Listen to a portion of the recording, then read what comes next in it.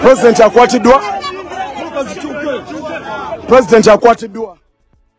Yes, mumawulire ge tulinawo agatali malungi wenjogerera ng'ekiragiro kirumye nti ba foot soldiers bonna baberenga bakwatibwa bunnambiro era nga afulumiza ekiragiro kino nga simulala ye mukyala amanyiddwa nga Mariam Wangadya awadde amagezi nti ba foot soldiers bakwatibwe. Ono n'asinziddewa era asinzidde kuki ogamba nti ba foot soldiers bakwatibwe. Ensonga za social media naddala Facebook zoogeddwako era kigambibwa nti Facebook ekyali nzigale. Waliwo ekiragiro ekirala ekifulumya oba waliwo ebigambo ebirala ebitandise okuba nga bifuluma. Buli muntu yenna akozesa Facebook uliriza bulungi nnyo. Oli ku mukutu gwa Red Zone TV Sebambulire Patrick nze mberanga okubeera nga nkuweereza ensonga nga bwe ziba zitambudde bwenga kukuŋŋaanyiriza bwenga kuleetera. Omukyala Mariam Wangadya nga yakamala okufulumya statement n'ategeeza nti asaba ebitongole by'okwerinda banoonye bafeffette era bafune buli ewali eyeeyita foot soldier oba afaanana foot soldier abeere nga akwatibwa nga tafuddeeyo oba foot soldier wa NUP oba foot soldier waki naye gwe ng'omanyi oli foot soldier. Agamba Mariam Wangadya nti bakwatibwe olw'ensonga nti bateeka obweraliikirivu mu byokwerinda eby'eggwanga erya Uganda. Naye jjukira ebbanga lyonna bano bazze nga bakwatibwa. Kaakati wuliriza oli ku mukutu gwa Red Zone TV nga tukyagenda mu maaso n'okuwa amawulire g'aba foot soldiers abalagiddwa okubeera nga bakwatibwa. Kaakati ate wulira na gano. Buli muntu yenna akozesa Facebook mu Uganda ng'okozesa VPN nkuwa mawulire nno okuva gye ngajje mu nsonda ezeesigika. Wuliriza oyinza okuba wano wakasooka okugafuna. Gwe wenna ng'okozesa VPN ng'okozesa Facebook kigambibwa okuba nti gavumenti abasajja bagambye bakulaba bakulondoola era we kinaba kituusa ekiseera bajja kukukwata. Biro no biwanvumo jukira gye buvuddeko Kanzo Elias Limbazi nalukola n'abamu ku bannamateeka abalala baavaayo ne bawa ekiragiro oba ne bateeka ensonga eno mu nsonga z'amateeka nti either Facebook mugiggule kuno kubanga kunyigiriza ddembe ly'abuntu. Kakati abasajja bavuddeyo aba UCC jukira gye buvuddeko omukulu akulira ekitongole kya poliisi n'omukulu akulira akakiiko k'ebyokulonda n'omukyala akulira akakiiko k'eddembe ly'obuntu Mariam Wangadya Simon Byabakama ne Abbas Byakagaba baasisinkana era bazze nga basisinkana emirundi egiwererako ddala ne babako ensonga ez'enjawulo ze boogerako. Kakati olunaku olwaleero waliwo ekibaddewo era ekibaddewo kino kye kifulumiddemu oda nga Mariam Wangadya asaba ebitongole byonna ebyandibadde ebyokwerinda babeere nga baarestinga oba nga bakwata buli muntu yenna amanyiddwa okubeera nti foot soldier era bino babyogereddewa. Wuliriza byonna ngenda bikuwa. Ekitongole bakakiika akavunaanyizibwa ku ddembe ly'obuntu the Uganda Human Rights Commission UHRC akakiiko kano nga kakulemberwa omukyalo yamanyiddwa nga Mariam Wangadya baategese kye bayita joint press conference with the key stakeholders in the management of the 2026 elections olunaku olwaleero. Ennaku z'omwezi nga 4 omwezi gwa Desemba omwaka 2025 baategese akakiiko k'eddembe ly'obuntu kategese kye bayise joint press statement joint press conference olukuŋŋaana lw'abannamawulire nga lulimu ebitongole ebyenjawulo era mu bitongole ebyendabyeko kubaddeko ekitongole kyennyini ekyategese ekya Uganda Human Rights Commission nga kikukiikiriddwa omukyalo yakikulira amanyiddwa nga Mariam Wangadya. Wabaddewo ekitongole kya poliisi nga nakyo kikiikiriddwa akulira poliisi. Wabaddewo ekitongole kya UCC nga kikuliddwa omukulu ekya UCC kibadde kikuliddwa omukulu amanyiddwa nga Dr. Abudusalamu Wayiswa. Ono agenda kuwa mu katambi ajja kunnyonnyola sijjukira bulungi lwolo gy'ayina. Kubaddeko omwogezi w'akakiiko k'ebyokulonda omukulu Mucunguzi n'abalala okuva mu bitongole ebyenjawulo nga bwe bibadde byayitiddwa. Wabula ezimu ku orders ezirumye ba foot soldiers bakwatibwe.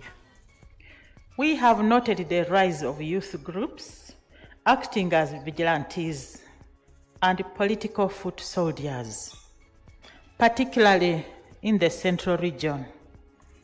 These Mariam Wangadya akugamba nti tukizudde nti waliwo obubinja obwetondeseewo nga buno obubinja bwa bulabe eri ebyokwerinda by'eggwanga nti era obubinja buno businga kubeera wano mu bitundu ebya Central Uganda oba mu Buganda era n'ayogera erinnya nti political foot soldiers era ku nkomerero ategeezezza nti amagezi gaawa ab'ebyokwerinda bafeffette banoonye era abantu bano bakwatibwe. Kakati bino byonna ogenda kubiwulira mu mukutu guno gwa Red Zone TV nga bwe mbikuleetedde naye nga bulijjo era nga bwe ntera okugamba tusooka ne tukola bwe tusi ne tujjawo akalango kamu ne tusobola okukulukuta awatali nsonga yonna etukuba ku mukono. z'obufumbo olina omwami naye ng'akutawanya olina omukyala ng'akutawanya bajja ne bakwagalako ne bagenda gwe alina ebizibu mu byenfuna nga sente zikuyita mu ngalo wooteeka sente zifa bufi b'owola tebazza gwe aloota ng'ogwa mu nnyanja gwe alumizibwa omutwe nga guganja okuwona naawe aloota ng'ebintu bikozesa ensonga z'obufumbo nina ekifo ku mugga awali amayinja wennyambululirako ebisiraani ekikwa ekifiiriza omudibo obutaganja obutaweebwa nzijanjaba abantu ab'enzikiriza zonna nsiŋŋaanibwa njeru ku lw'ejjinja gwanjagala kuba ku nnamba yange eyo naawe ali ewala ennyo yita ku WhatsApp.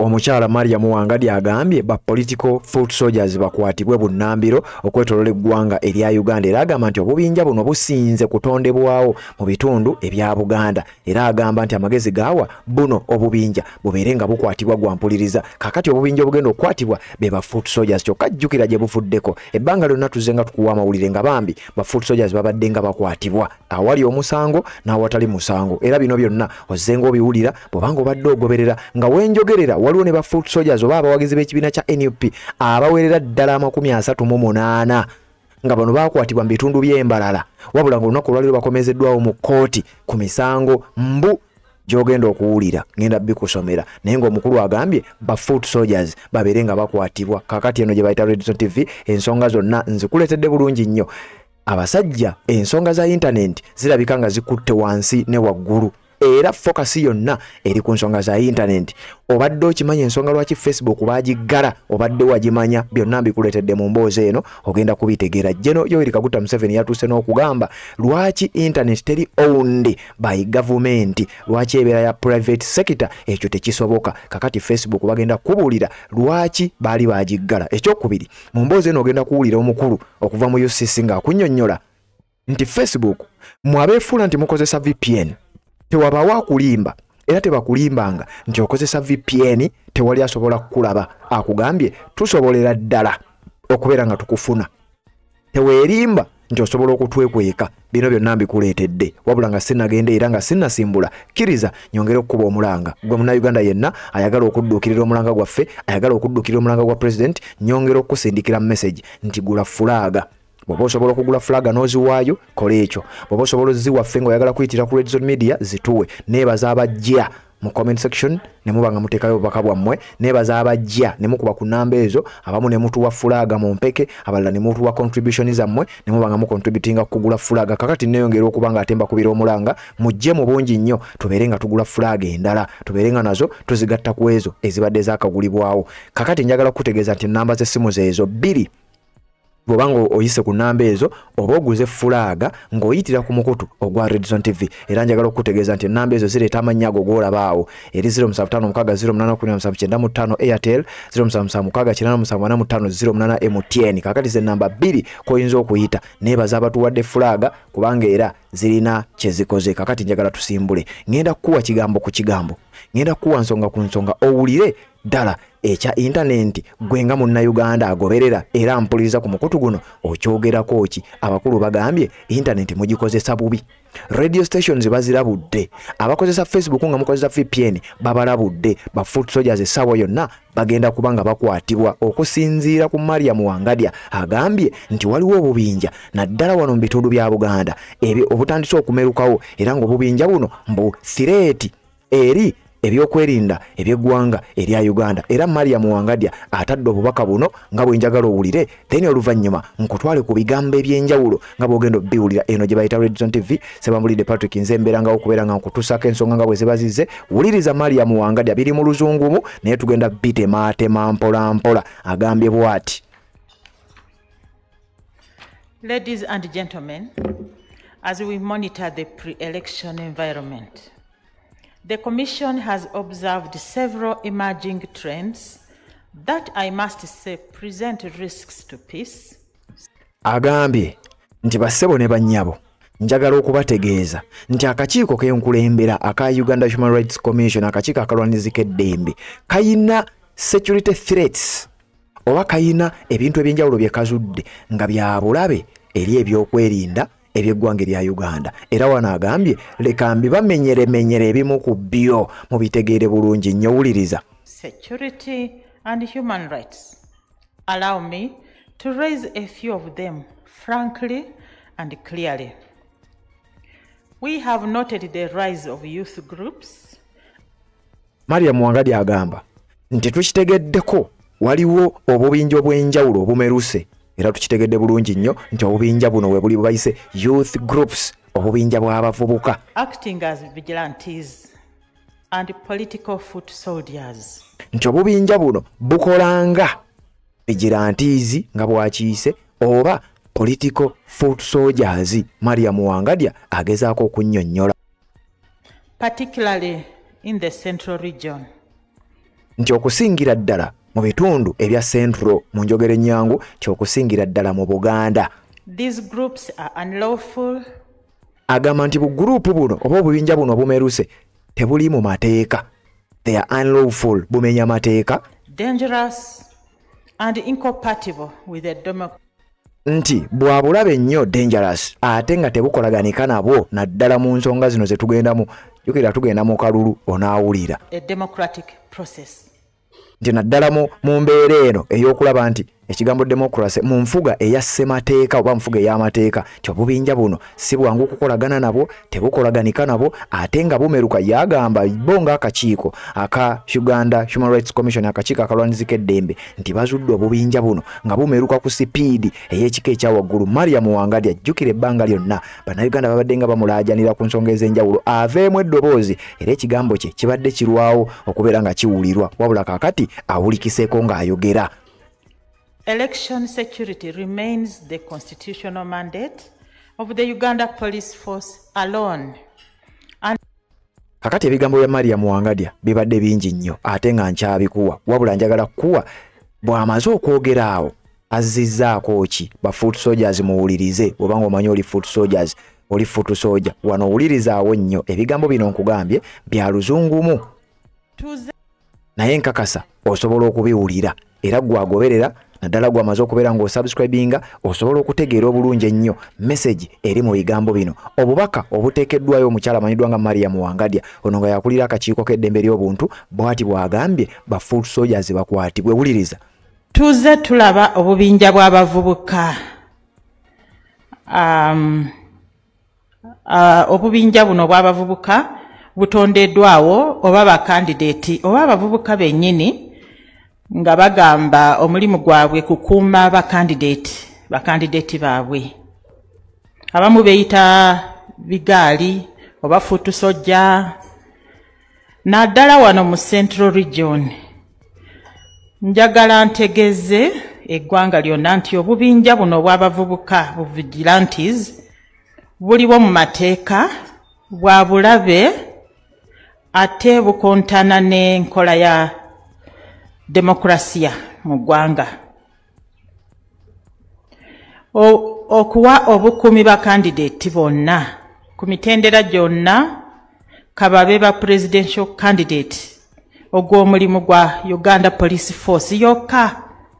Era nkubiriza Uganda Police Force nti obubinja obwo busaatululwe bunnambiro wonna wonna we buli.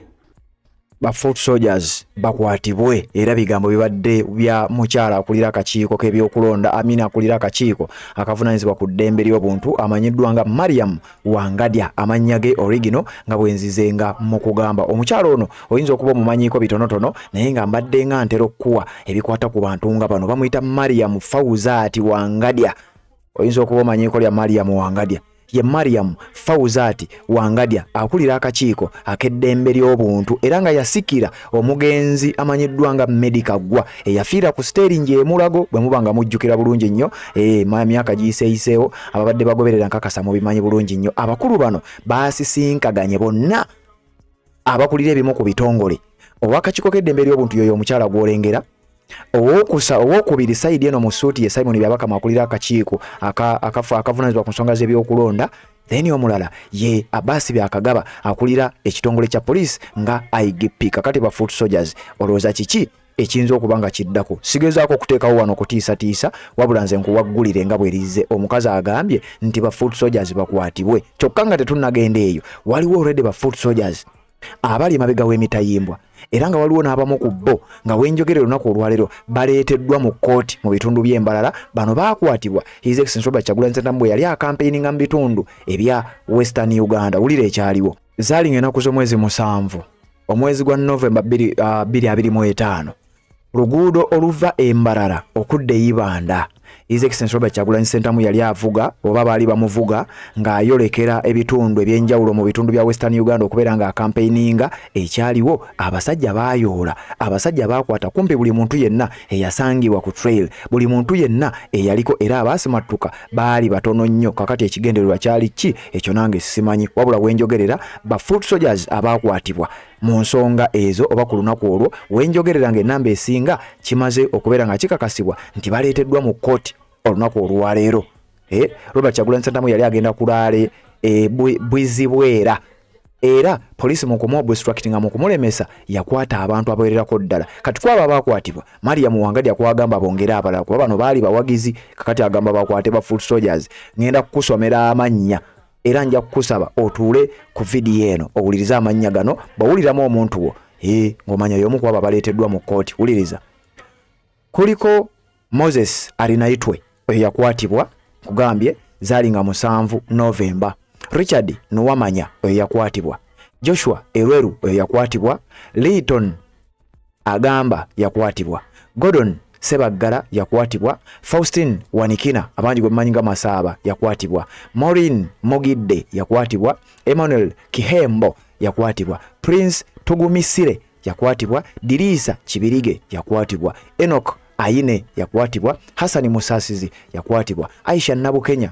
yakwatibwa Maria Goreti Arimpa yakwatibwa David Nuwahereza yakwatibwa Lauben Nemomanya yakwatibwa Fred Akandwanaho yakwatibwa Zadoki Ahereza yakwatibwa Pascal Ayesiga Mukama yakwatibwa Shanita Karungi yakwatibwa Rona Atuhaire yakwatibwa Beni Byamukama yakwatibwa Jean Akorekwa yakwatibwa Sara Kichoncho yakwatibwa Arnold Mugasira yakwatibwa Dismas Ndamiye yakwatibwa Sara Tayebwa yakwatibwa Peace Chomuhanji yakwatibwa Rose Asingwire yakwatibwa Wimana Muton yakwatibwa Zawadi Nabukera yakwatibwa Meira Karungi yakwatibwa Shabiba Narubega yakwatibwa Daphne Nabimanya yakwatibwa Ingrid Akanjurira yakwatibwa Brenda Kamperu yakwatibwa Augustine Masiko yakwatibwa Boatone Hajara Namazzi naye yakwatibwa bwe bantu 38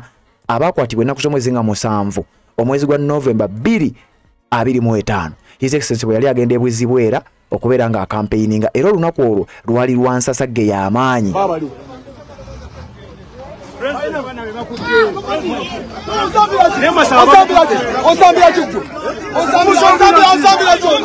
bali mu arrestinga buli omu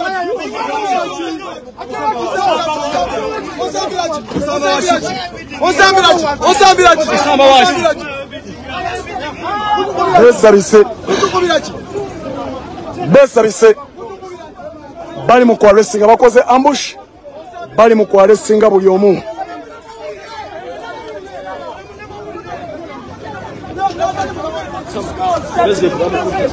President akwatiddwa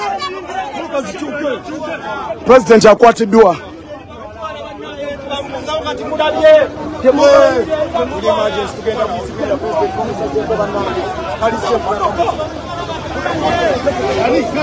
bali mu arrestinga buli omu bali mu arrestinga abuli muntu yembeera eriwo obudde buno bali mu arrestinga abantu bali mu arrestinga bantu sharinga video President ali safe bali mu leya bali mu kokoro bali mu arrestinga bali mu arrestinga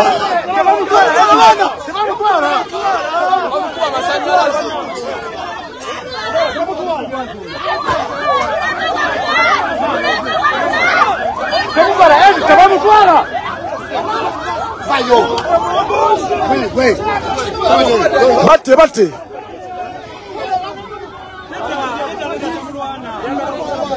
yembera eriwo basebo ane banyabo President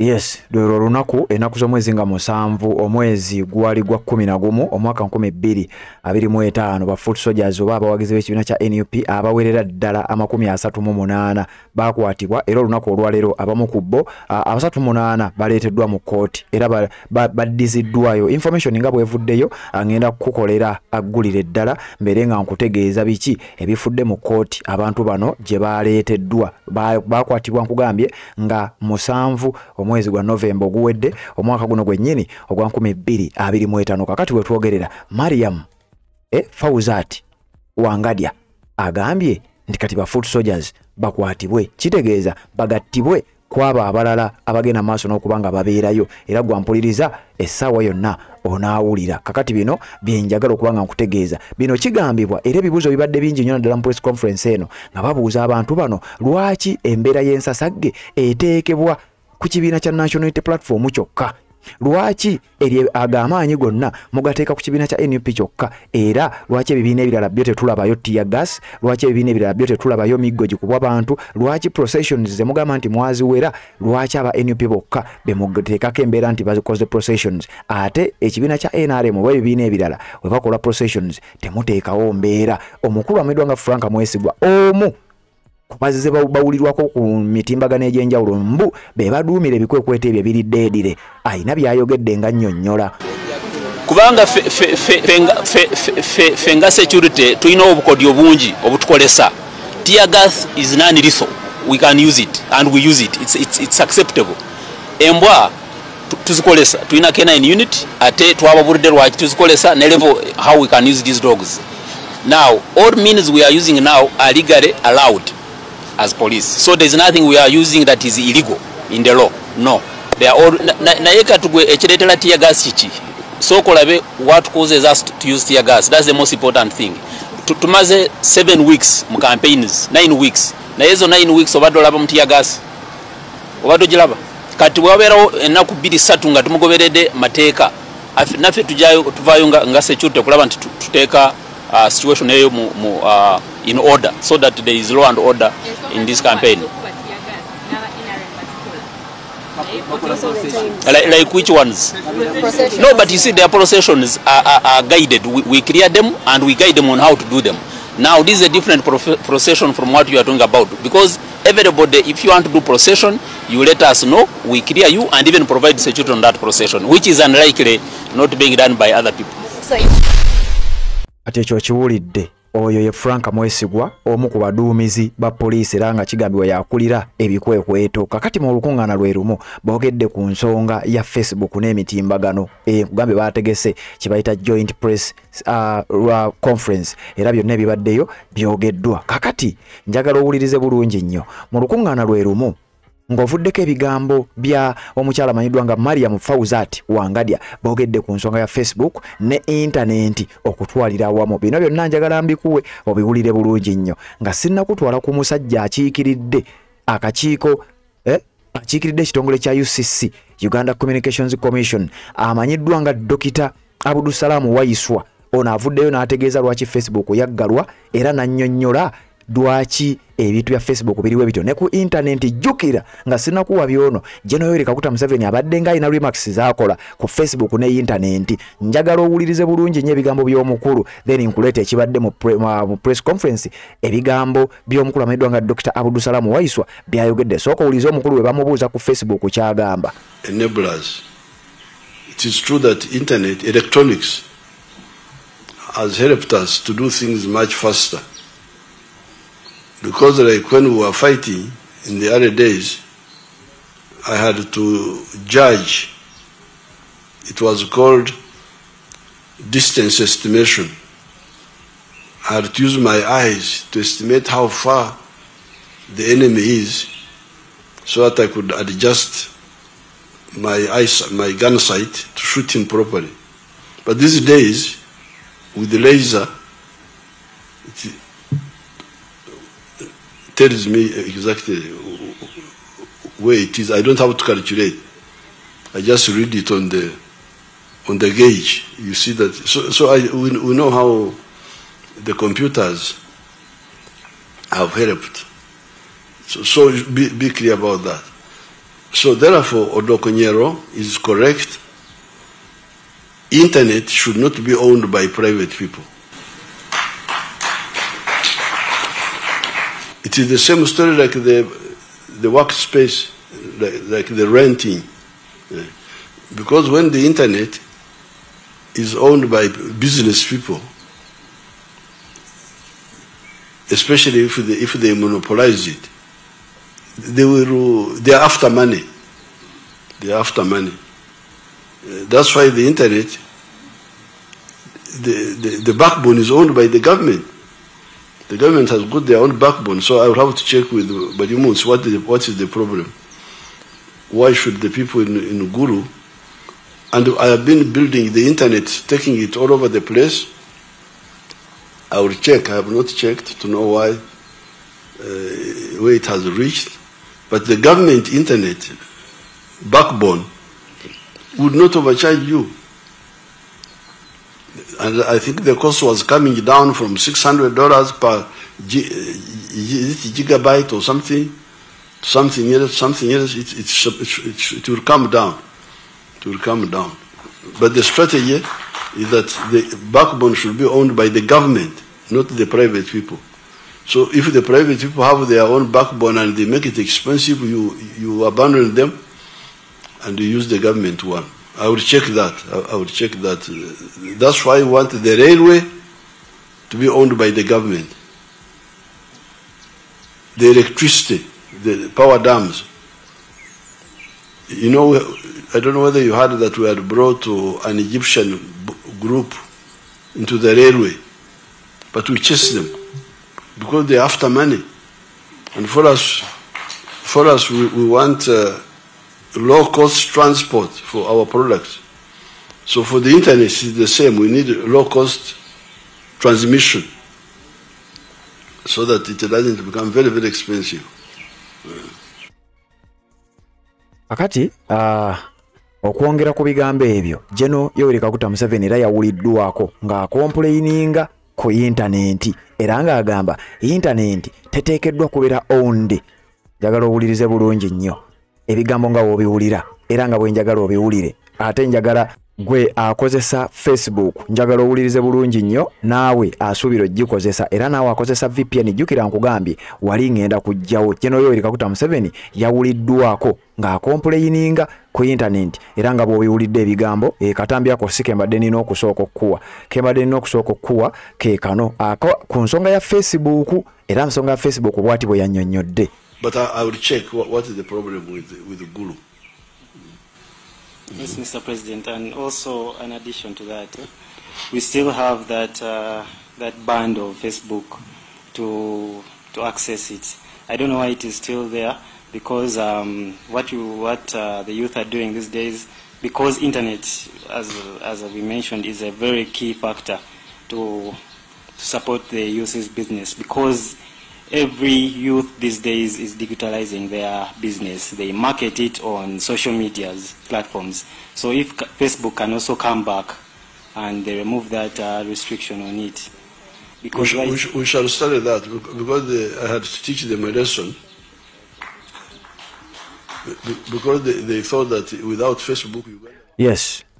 Bye bigambo nga bw'obiwulidde njagala tutambula mpola ensonga eno gitegeere. Jjukira Facebook mu ggwanga lya Uganda officially Facebook yaggalwa. Kakati omukulu yannyonnyodde ensonga lwaki Facebook yaggalwa. Wabula n'akola okulabula ono njogera kwani. Omukulu amanyiddwa nga Dokita Abdulsalaamu Wayiswa ono ng'abadde akiikiridde ekitongole kya UCC Uganda Communications Commission. Njagala owulirize bulungi nnyo gwe agoberera. Jjukira tuli mu kaseera akakazigizigi. Information yonna weetaaga n'ogifuna nga bw'erina okubanga ejja era nga bw'evuddeyo osobola okutegeera ekintu nga bwe kigenda maaso n'okubeera nga kitambula tokeera ku makya n'osanga nga Facebook baagiggyeko oba n'osanga Facebook baagizizzaako oba n'osanga ekintu kyonna nga kyapeninze ng'obadde tomanyi. Ensonga lwaki Red Zone TV n'emikutu emirala tubeerangawo okubeera nga tukusakira ensonga nga zino tuzikutuusaako gwe yonna gy'osinzira okubanga gy'otulabira n'oba nga tosigalira mabega. Ensonga zino ng'ozitegeera bulungi nnyo. Ngenda kusooka nkuwa ebigambo bino byayogedde ku nsonga ya Facebook, then oluvannyuma nzije nkuwa ebirala byonna nga we bibadde ogenda kuwulira. Different leaders have come out publicly to explain The main reason was the platform was being used as a conduit for sending out unacceptable content. And the government tried at different levels to engage the platform managers. And for a long time, they were adamant. What unacceptable content was it? I mean, who doesn't know how people were sharing a lot of information that a normal TV cannot air? People were sharing pictures, videos, saying, one attack others, kill, so creating division within society. And there are many documented processes that UCC and the government undertook. But also these are the same platforms that we use to hold some of the stakeholders in the election accountable for their actions. So, for example, like the recent elections, from the Karongi by-election, where everything started from. So if you ban media houses from bringing out some of these social injustices, you're infringing on people's rights. Okay, like I said, we have many media platforms. Uganda at the moment we have 342 radio stations. No radio station has been closed. We have over 88 televisions operating in the country. We have close to 10 million people using TikTok in this country. We have over 3 million people using X in this country. By the time Facebook was suspended in 2021, they had about 1.8, 1.9 users in Uganda. From where we sit now, we know that it is officially suspended, but there are still about 1.5 people who are using VPN and other technologies to bypass the blockage and are still using. And that's why, as a regulator, we still keep telling people that even when you're using VPN, technology enables UCC and other government institutions to see that you are using Facebook. It doesn't therefore mean that because you are suspended, if you do anything wrong on Facebook, you are immune from liability. We see many of you, and when the time calls, we can open the blankets and know who posted whatever you did on Facebook. And it's not a legal difference for you to say that for me, I was using Facebook and officially Facebook was suspended in Uganda. Technology enables us to know who's using this platform from anywhere. And that's why we keep reminding everybody that do not be lied to by anybody. Thank you. That because we're using VPN, we are not seeing you. We are seeing you. Okay. So now do we have hope that Facebook will be open soon? I've seen reports and messages from leaders in this country, and I'm aware that UCC, together with other government institutions, have been engaged in many discussions on Facebook, and there is hope. There is hope that once they address the concerns, maybe they'll be officially open. But we are all encouraging users to use whatever platform that you're using responsibly, because it is your misuse of those platforms that will provoke government and the regulators to maybe go into that temptation of issuing a directive that could end up affecting the way. Oyo ye Dr. Abdusalamu Waiswa awo yabadde akiikiridde ekitongole ekivunaanyizibwa ku nsonga z'ebyempuliziganya ya Uganda Communications Commission oba UCC. Era ebigambo ebirala nga bw'abyogedde njagala mbikuwe tubeere nga tutambula obiwulirize bulungi nnyo ku nsonga eno eya Facebook n'ebigambo ebirala. Wuliriza ebigambo bya luzungumukko ebinaaba byennaaba nsobodde nja kubigaayagaayamu naye ebisigadde nsaba owulirize bulungi nnyo akatambi kano nga bwe tutambula ensonga nkulu zino era weetaaga okuba ng'ozimanya. They are getting licenses to run their online TVs, and we are happy with those people. Many of them are operating professionally. But we also are aware that there are some people who feel like regulation is an attack on their freedom. They fear any discussion with the regulator. Now to those... Oliriza, omusajja agamba, waliwo TV zetumanyi mainstream media. Abo baweereza zi TV, zi NBS, zi NTV n'abalala. Wabula waliwo ba online baffe, waliwo abakolera ku YouTube, waliwo abakolera ku Facebook, waliwo abakolera ku mitimbagano emirala. Nti era bano abasinga obungi bajja ne bafuna layisinsi, wabula tumanyi waliyo n'abalala bangi abataagala na kutwesembereza kubanga baba balabanga faith rate gye bali era balabanga ffe abayinza okuvaako obuzibu. Omukulu ono yakiikiridde ekitongole kya UCC mu kye bayita Joint Press conference etegekeddwa ekitongole ekivunaanyizibwa ku ddembe ly'obuntu. Those Ugandans, we keep telling them, please do not run away from regulation. Because by you registering your YouTube channel and you being reminded by youths to follow the law, that will even help your business to grow. You will attract business, you will attract advertisement and... Ulira, agezaako kugamba nti gwe wenna addukanya omukutu ogwa YouTube kati nga guno ogwa Red Zone TV. Akukowoola ogenda okole ofune layisinsi obeere regulated wansi w'amateeka ag'ekitongole kya UCC. Kati nno njagala ogende mu comment section mwetuyambeko naffe abamu teweewuunya ng'essaawa ekedde ku makya ng'emikutu gyaffe chwe bayinza obutagijjaako naye ne bakwata ffe oba ne wabaawo ekibaddewo ate nga tuyisizaako ensonga ne tukutuusaako amawulire. Kaakati ze zimu ku nsonga omukulu amanyiddwa nga Dokita Abudusalamu Waiswa zaali mugenda maaso n'okuba nga ayogerako. Nze njagadde nzikutegeeze n'eri ba YouTuber bannange oba bannamawulire bannange abakwasa amawulire gano ne baba nga bagaleetera ku nsonga za internet oba ku YouTube oba ku Facebook oba ku TikTok ebigambo bino bikukwatako. Dokita Abudusalamu Waiswa agamba atya? You'll become credible. The reason why some platforms could have been suspended that you've mentioned is not because anybody is really very happy to have those platforms restricted in Uganda. Looks like it because it's been 5 years. That is true. Akati wano we bamubuuliza agambye platforms ezimu oba ku YouTube oba ku Facebook zandibadde ziri suspended era abadde agezaako okunnyonnyola ensonga ezo. Omukyala n'amubuuza era kiringa bwe kirabika kubanga kati emyaka gigenze mu 5 ng'ekyamazima Facebook nzigale era omusajja ono agezezaako okunnyonnyola ekintu kino era ekintu kino nga bw'akinnyonnyodde nange bwe nkikuleetedde. Dokita Abudusalamu Waiswa agambibwa ati ku kya Facebook. The reason why Facebook specifically was suspended, we all know, and I mean different leaders have come out publicly to explain. The main reason was the platform was being used as a conduit for sending out unacceptable content. And Uliriza, Dokita Abudusalamu Waiswa agamba ezimu ku nsonga lwaki Facebook twagiggala naddala mu kalulu ka 2021 nti platform yali efuuse ekizibu ng'abantu bayisizaako obubaka oba oliawo obukuma mu bantu omuliro oba oliawo obubaka obutali butuufu oba butali bulungi era ebyokwerinda by'eggwanga nti bajjako Facebook. Uliriza, jjukira nkugambye bino ebintu ebimu babyogera naye ate ne ku Facebook n'obisangayo nga kiraga nti Facebook ekyakozesebwa wano naakulabula ti gwe akozesa Facebook ng'oyita ku VPN tebakulimba nti tusobola kukumanya era tebakulimba nti tetukulaba nga bw'owulidde mu katambi kenkuwadde kakati tukyali ku kano ali mu kunnyonnyola lwaki Facebook baagiggala era lwaki emyaka giweze 5 nga Facebook tennaggulwa. The government tried at different levels to engage the platform managers.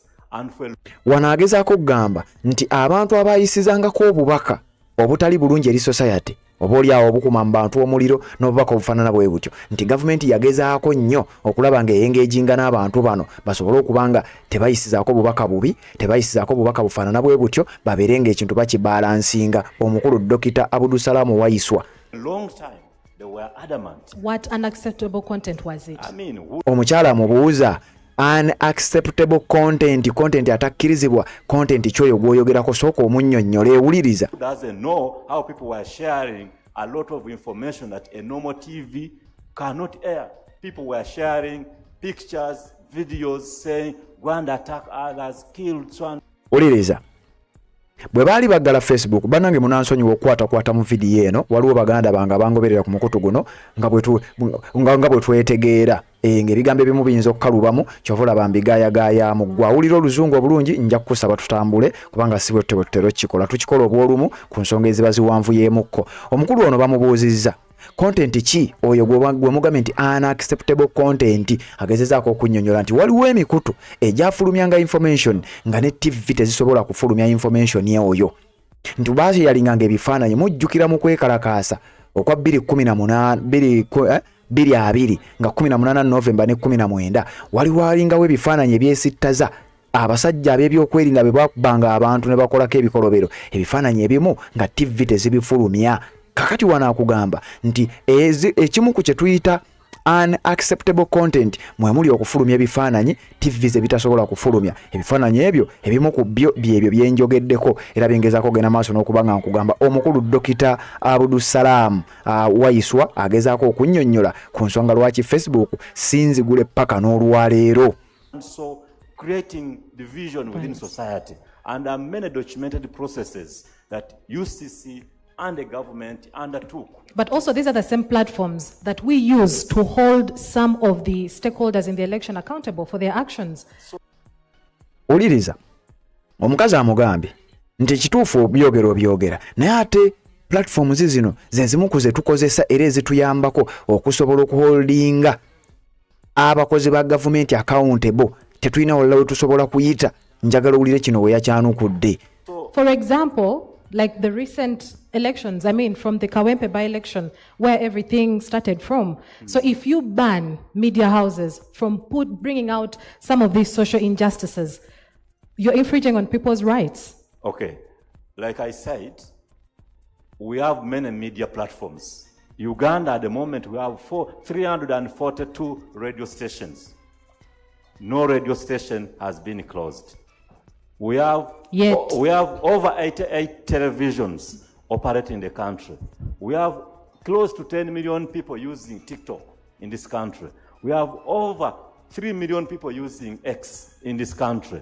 By the time Facebook was suspended in 2021, they had about 1.8, 1.9 users in Uganda. From where we sit now, we know that it is officially suspended, but there are still about 1.5 people who are using VPN and other technologies to bypass the blockage. And Ulira agazazaako okunnyonnyola nti we twaggalira Facebook wayina abakozesa X n'ebirala kati agamba nti ebiseera ebyo Sinti ye yali esinga omukyala amubuuzizza kati ng'ekawempe tubadde tukozesa platforms ezo okulaba nga waakiri kwe tuyitira okweexposing ebyali bigenda mu maaso kakati wano bali mu kukkiriza nti akalulu kabbibwa era ebitagenda bulungi mu kalulu byaliyo ebintu ebibadde nga bigaanibwa kakati wano omukulu annyonnyola Facebook newankubadde nga yaggalibwa si yali esingako abantu abangi wabula agezaako okusiiga ekifaananyi nti abakola ebintu ebitali bituufu bayitiranga ku Facebook kubanga twalina abakozesa X twalina abakozesa TikTok twalina abakozesa biki naye Facebook yokka ye yaggalwa kati agamba olwaleero tukimanyi nti eri official bandi bagibaninga mu Uganda naye ate tukimanyi waliwo abagikozesa nga bayita ku VPN nga bakozesa ne technologies endala okulaba nga basobola okwakisesinga Facebook uliriza and are still using. And that's why as a regulator we still keep telling people that even when you're using VPN, technology enables UCC and other government institutions to see that you are using Facebook. Agamba nti newankubadde mukozesa VPN n'ebirala technology akkiriza ekitongole kya UCC okumanya okulondoola n'okutegeera nti okozesa Facebook. It doesn't therefore mean that because it was suspended, if you do anything wrong on Facebook, you are immune from liability. Akugamba nti kino tekitegeeza nti olwokuba twabaleka mukozesa VPN n'ebirala babaleka bulesi tekitegeeza nti muli immune singa okolerako ebintu ebitagatta ebintu ebifu ebintu ebikuma mu bantu omuliro ebitali bitagendera na wansi w'amateeka ate nga Facebook eri official bandi mu ggwanga erya Uganda ulira. We see many of you and when the time calls we can open the blankets and know who posted whatever you did on Facebook. Agamba nti singa akaseera kanaatuuka agamba tubalaba kubamanyi era ne bemuteekayo tubiraba ku Facebook eri official bandi mu Uganda naye ate mmwe mugikozesa nga muyita ku VPN n'emikutu emirala. Ono agamba nti singa ekiseera kinaatuuka ne tumanya nti okoze ebintu ebitali bituufu otaddeko content atakkirizibwa ng'ate Facebook eri bandi mu Uganda tujja kukozesa oba fenga UCC ulira Facebook. And it is not a legal difference for you to say that for me I was using Facebook and officially Facebook was suspended in Uganda. Nti kati abamu mukozesa Facebook n'okola ebintu batugeza otaddeko content atakkirizibwa wabula nga gw'ogamba kimu nti nze ekirungi Facebook mu Uganda tekkirizibwa mu Uganda baagibaaninga kati jjukira abantu abamu badde bakugamba nti Facebook bw'okozesa VPN nti ne location ye baterabika kakati nno nabyo abinnyonnyodde. Technology enables us to know who is using this platform from anywhere and that's why nti technology bonga aba UCC abasobozesa okumanya ani akozesa Facebook account ABC era ali ludda wa. We keep reminding everybody that do not be lied to by anybody. Thank you. That because you're using VPN, we are not seeing you. We are seeing you. Okay. So now do we have hope that Facebook will be opened soon? I've seen reports and messages from leaders in this country. And I'm aware that UCC, together with other government institutions, have been engaged. Bamubuuzizza nti tulina essuubi nti Facebook ejja kuggulwa mu ggwanga erya Uganda. Agambye nti alina essuubi olw'ensonga alina emirundi mingi nnyo gy'alabye bakama be aba UCC wamu n'ebitongole ebirala byonna ebivunaanyizibwa ku nsonga oba olyawo ng'ezo nti babadde nga basisinkana ku mirundi egiwererako ddala era nga badisikasinga ku nsonga ezo. Kakati ebinaavaayo bye binagenda maaso n'okutubuulirwa oba Facebook enaggulwa era ddi. Engaged in many discussions with Facebook, and there is hope. There is hope that once they address their concerns, maybe they will be officially reopened. But we are all encouraging users to use whatever platform that you're using responsibly. Because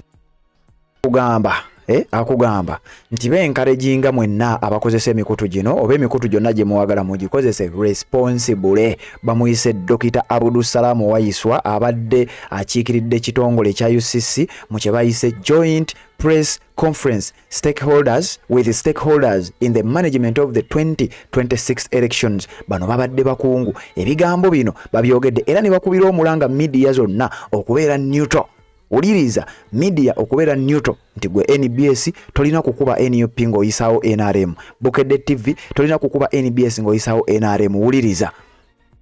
Yes, ebyo byonna bibadde ku kye bayita Joint Press Conference ebadde yategekeddwa ekitongole kya Uganda Human Rights Commission era ng'omukyala Mariam Fawzat Wangadya y'omu ku abo ababadde ab'enkizo era ababaddewo ennyo okulaba ng'ensonga zino zigenda mu maaso. Kakati fenga ku Red Zone TV tubadde tulina okubeera concerned ennyo ne tujja information eno tugikuleetere gwe yonna gy'osinzira okubanga gy'otulabira obeere ng'ogimanya kubanga waliwo platforms ezimu oba waliwo media ezimu naddala zi TV ezitajja bikugamba ogenda obigwemu mu kalulu ka 2026 nga tutuuse ba foot soldiers. Ekimu ku bisinza okwennyamiza n'okweraliikiriza kye kiragiro Mariam Wangadya kyayisizza oba nkiyite kiragiro oba nkiyite kuwabula n'agamba nti ba foot soldiers bakwatibwe era ekyo kiwulidde mu ddoboozi lye nga bwe nkikuwadde ku mukutu guno.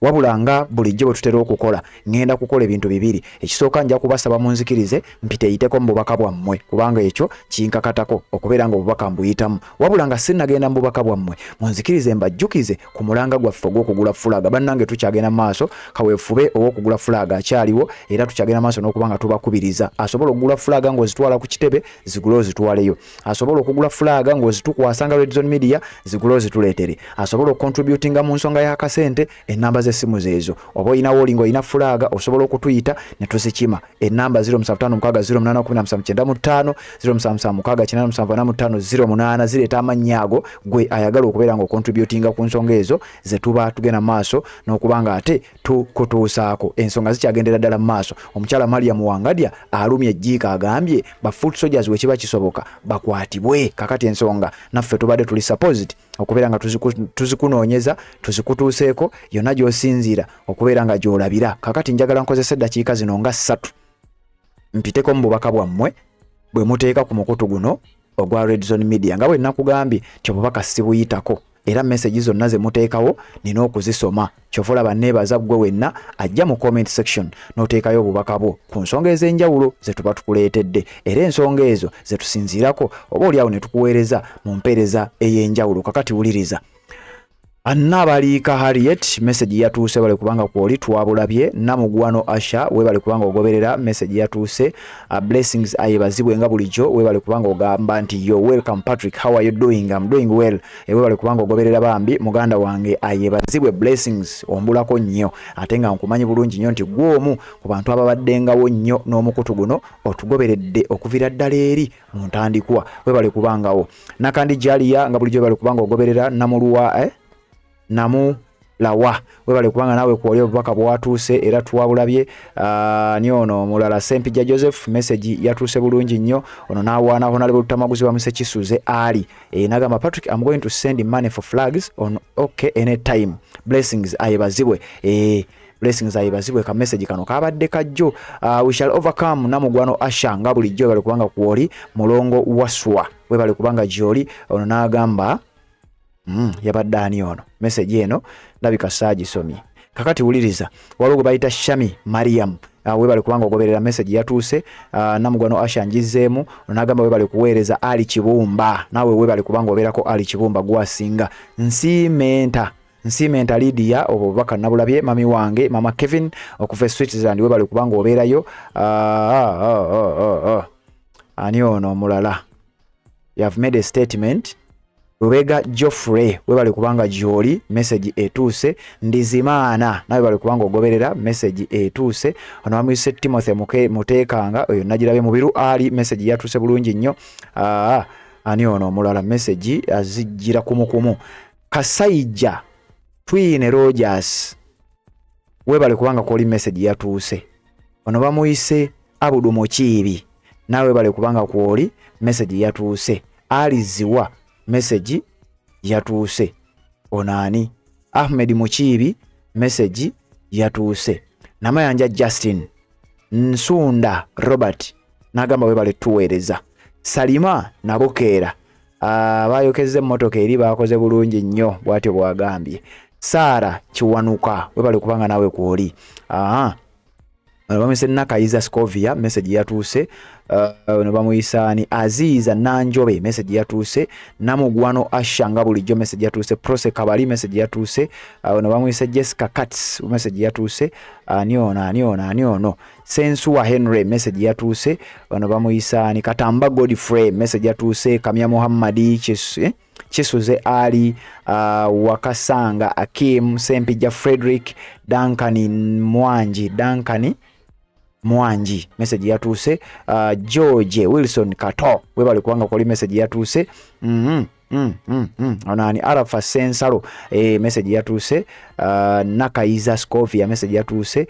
Mutagubya Robert message yatuuse. Banange n'abalala bangi nnyo besijja kusobola kubeeranga mmalayo naye bale kubanga mugoberera omukuto gwa Red Zone TV. Sebamulire Patrick Nzemberangawo okubeeranga mbatuusako update era wano wennyini wenjagala okubanga mbasiibulira tuwuliziganye mu updates eziddako kubanga tukyabaweereza. Obufumbo olina omwami naye ng'akutawaanya, olina omukyala ng'akutawaanya, bajja ne bakwagalako ne bagenda. Gwe alina ebizibu mu byenfuna nga sente zikuyita mu ngalo, wooteeka sente zifa bufi b'owola tebazza. Gwe aloota ng'ogwa mu nnyanja, gwe alumizibwa omutwe nga guganja okuwona, naawe aloota ng'ebintu bikozesa ensonga z'obufumbo. Nina ekifo ku mugga awali amayinja wennyambulirako ebisiraani, ekikwa, ekifiiriza, omudibo, obutaganja, obutaweebwa. Nzijanjaba abantu ab'enzikiriza zonna, nsiŋŋaanibwa njeru ku lw'ejjinja. Gwanjagala kuba ku nnamba yange eyo, naawe ali ewala ennyo yita ku WhatsApp.